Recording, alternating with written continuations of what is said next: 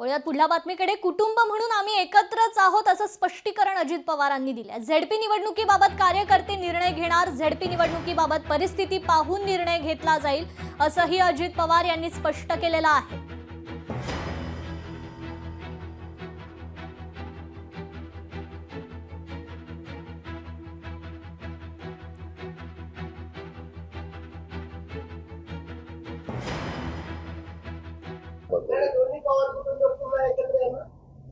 अरे तो आमचा परिवार आम्ही एकत्र आहोतच ना. आम्ही सुखदुःखात एकमेकाच्या याला जातो. आता त्याच्याबद्दल आज विषय काय आहे? आज आमच्या 16 तारखेपासून फॉर्म भरायला सुरुवात झाली. अरे तो आमचा परिवार आम्ही एकत्र आहोतच ना. आम्ही सुखदुःखात एकमेकाच्या याला जातो. आता त्याच्याबद्दल आज विषय काय आहे? आज आमच्या 16 तारखेपासून फॉर्म भरायला सुरुवात झाली.